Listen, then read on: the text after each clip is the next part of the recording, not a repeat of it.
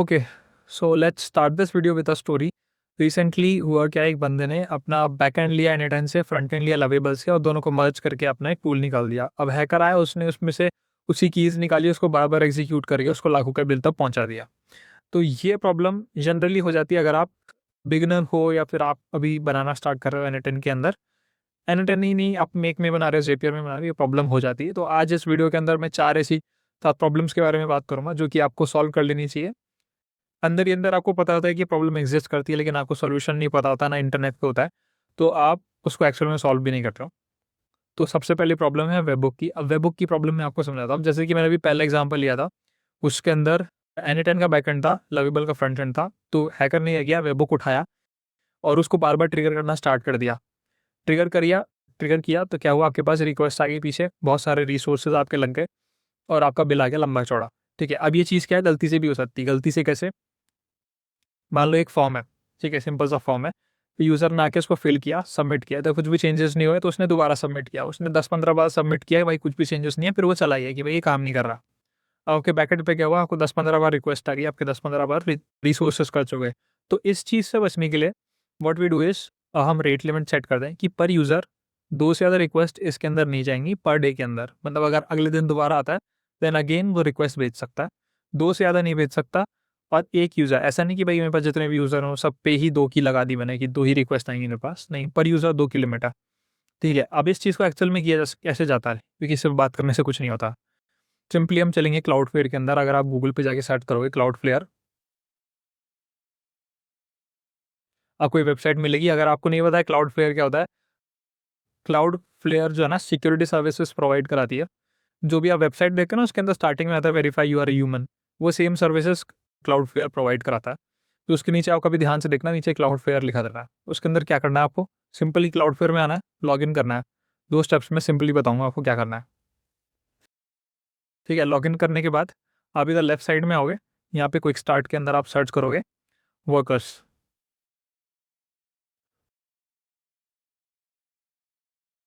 Verbals. ठीक है, इसके अंदर आप नीचे थोड़ा सा स्क्रॉल करोगे, देन क्रिएट वर्कर आएगा।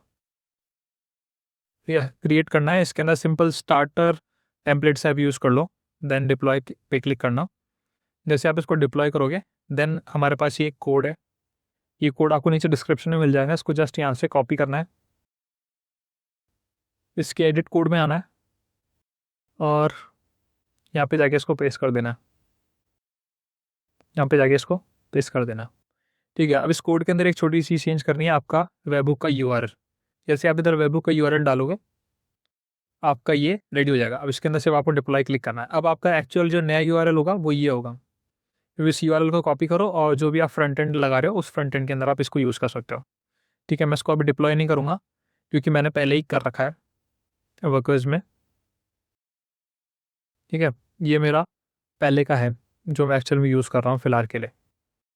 ठीक है, अब इसको एन साइड पे कैसे सेटअप करेंगे वो मैं आपको दिखाता हूँ। ओके, सो हम लोग अब आ गए अपने एन के अंदर। तो मैंने ये वेबहुक यूज़ किया था, ये वर्कफ्लो भी आपको नीचे डिस्क्रिप्शन में मिल जाएगा।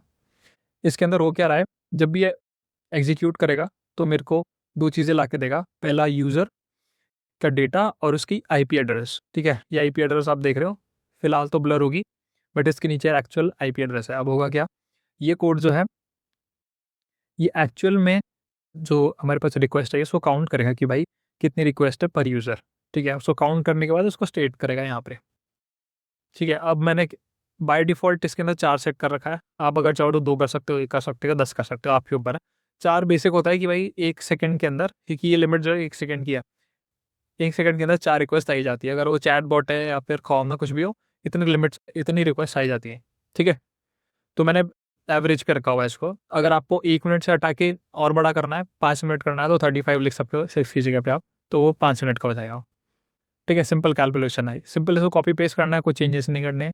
फिर उसके बाद इधर इफ नोड आ जाती है, इफ नोड के अंदर डेटा इधर चेक कर लेगा कि भाई ब्लॉक किया है कि नहीं किया उसको। ठीक है, अब इसके अंदर क्या होगा, इस वाले जो राउट है, इस राउट के अंदर आप जितना भी अपना वर्कफ्लो है उसको रखोगे। ठीक है, जो भी इसके आगे आएगा, नीचे वाले के अंदर क्या होगा, नीचे वाले के अंदर आप इसको सिंपल रिस्पॉन्ड पे रखोगे कि भाई आपका रेट लिमिट हिट हो गई। ठीक है, उसमें होगा क्या, अगर मैं किसी भी रिक्वेस्ट को 10 से ज़्यादा बार करता हूँ, ठीक है, अगर मैं एक यूज़र हूँ और मैं इसको 10 से ज़्यादा बार एग्जीक्यूट करता हूँ, तो ये यहाँ पे आके इसको हिट करेगा और इसको मना कर देगा। अब होगा कैसे, मैं एक बार यहाँ करके दिखाता हूँ, ठीक है।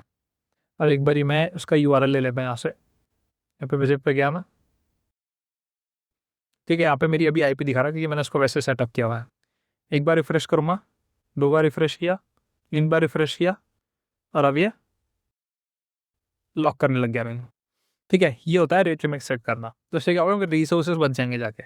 तो ये दोनों चीज़ें आपको डिस्क्रिप्शन में मिल जाएगी। नाउ नेक्स्ट मूव करते हैं अपन अगली प्रॉब्लम के साथ में, जो कि कॉपी पेस्ट एरर्स। तो ये एक्चुअली मेरे साथ स्टार्टिंग में हुआ था और मेरे कुछ डेवलपर्स के साथ भी हुआ है, तो मैंने भी नोटिस किया इसको। इसके अंदर 2 तरीके से मेजर प्रॉब्लम होती है। आप एक तो चैट जीपीटी यूज़ करते हो, तो क्या करते हो, एरर को उठाओगे, है ना। मान लो इसके अंदर कुछ एरर आया राइट साइड में, तो इधर से आप पूरा कॉपी करते हो उसको, और कॉपी करने के बाद चैट जीपीटी पे डाल देते हो। अब चैट जीपीटी तो क्या है, सामने से बोल देता है कि यार सर आपके एपीआई वगैरह एक्सपोज हो गए, अगर उसमें हो तो, ठीक है। अगर नहीं है तो बहुत बढ़िया बात है, लेकिन अगर है तो वो सामने से बोल देता है। कभी कभार क्या होता है, नहीं भी बोलता है, तो आपको फिर वो चेंज करने पड़ते हैं सारे एपीआई वगैरह। अगर मान लो आपने एक जगह यूज़ किया हुआ है, तो आपको हर जगह जाके उसको चेंज करना पड़ेगा, तो ये एक प्रॉब्लम है। दूसरा, मान लो मैं ये वर्कफ्लो आपके साथ शेयर करूँगा कल को, ठीक है, तो अब इसके अंदर से मैं अपना डेटा भी तो हटाऊंगा यार, मेरी एपीआई लगी हुई है इसके अंदर, एपीआई भी तो हटाऊंगा मैं। तो वो सेम एपीआई हटाने के लिए आप क्या करोगे, एक एक में जाओगे, चेक करोगे कि यार मेरी कौन सी एपीआई वगैरह है। तो उससे बचने के लिए आप सिंपली क्रेडेंशियल सेटअप कर सकते हो। तो कैसे सेटअप होता है मैं बता देता हूँ, ठीक है। यहाँ पे ऑथेंटिकेशन है, तो इस टाइप से आपका क्रेडेंशियल सेटअप होता है। तो आप कोई सा भी एक क्रेडेंशियल सेटअप कर लो, बस ए टेबल का कर रहा हूँ मैं, ठीक है। इसके अंदर जब एम्बेडेड रहता है तो वो बहुत अच्छा रहता है, लेकिन इसमें भी एक छोटी सी प्रॉब्लम है। अगर आप इसको एक्सप्रेशन में कर देते हो, ठीक है, अगर आपने इसको एक्सप्रेशन में कर दिया, तो मैं कुछ भी लिखूंगा और उसके बाद जब सेव करूंगा ना, वापस आके देखूंगा, ये दिखता रहेगा मेरे को। अगर मैं वर्कफ्लो किसी तरह शेयर कर रहा हूँ, क्रेडेंशियल शेयर कर रहा हूँ, तो उसको एपीआई की भी मेरी दिखेगी फिर। इससे बचने के लिए इसको फिक्स में रखो, तो ऐसे हाइड हो जाता है, ठीक है। तो ये सेकंड पॉइंट था, इसको दिमाग में रखना हमेशा, ठीक है। मैं इसको एक बार डिलीट कर दिला यहाँ से, क्लीन मिलेगा क्या, ठीक है। तो ये थी दूसरी प्रॉब्लम, ये जब भी शेयर करो या स्क्रीन शेयर करो, कुछ भी करो, तब ये चीज़ ऐसे हटा के रखे करो, एक्सप्रेशन में मत रखे करो, फिक्स में रखे करो, उसमें क्या है, थोड़ा हाइड रहता है। अगले प्रॉब्लम की तरफ चल लेना, जो कि है एक्टिव वर्कफ्लोस। अब ये चीज़ होती है बिगिनर्स के साथ बहुत ज़्यादा होती है, जो प्रोफेशनल्स होते हैं उनके साथ नहीं होती, कि वो वर्कफ्लोस को एक्टिव रख लेता है। अब जैसे कि वर्कफ्लो, अब मैं चाहता था इसको एक्टिव रख सकता था, बट मैंने एक्टिव इसलिए रखा क्योंकि मेरे को आपको दिखाना है चला के। अब जब ये काम खत्म हो जाएगा, मैं खुद ही इसको इनएक्टिव कर दूंगा, ताकि अगर आप में से किसी को ये लिंक भी पता हो, तो वो जाके इधर से उठा के नहीं ले गया और बार बार हिट करके टेस्ट नहीं करे। तो वो सेम चीज़ है यहाँ पे, ठीक है। तो मैं इसको इनएक्टिव कर दूंगा, लेकिन बिगनर्स के साथ क्या होता है, वो एक्टिव करके छोड़ देंगे। कि मेरे पास भी कुछ इंटर्न्स थे, मैं उनको देखता था ना, तो वो नाम लिखते थे यहाँ पे कि वर्कफ्लो किस बारे में क्या है, और उसको एक्टिव करके छोड़ देते थे अननेसेसरली। कहीं का और क्या होता है, शेड्यूल ट्रिगर होता है, तो आपने तो बाय डिफॉल्ट ऐसे इंपोर्ट कर लिया उसको, ठीक है। अब इसके अंदर, लेकिन इसके अंदर तो वो आ गए ना कि रात को 12 बजे एग्जीक्यूट होगा, अब भले से आपने इसमें चेंजेस नहीं किए हों, ठीक है। तो इससे बचने के लिए आप इसको इनएक्टिव रखें, that's the whole point. Inactive रखना ज़रूरी है। जो वर्कफ्लोज काम नहीं आ रहे, जो एक्चुअल में काम आ रहा है, तो एक्टिव रखो, ठीक है। That's a beginner problem. चौथी और आखिरी प्रॉब्लम पे चल लेता है, जो कि पब्लिक एपीआई। अब क्या होता है, पब्लिक एपीआई का मतलब ये नहीं कि आप जो पब्लिकली ओपन राउटर वगैरह से ला रहे हो एपीआई, वो गलत है, वो सही है API, but the problem is, let's suppose मेरे को व्हाट्सएप कनेक्ट करना है, तो मैं थर्ड पार्टी एपीआई लेके आऊँगा कि यार इससे कनेक्ट करूँगा तो जल्दी हो जाएगा मेरे को।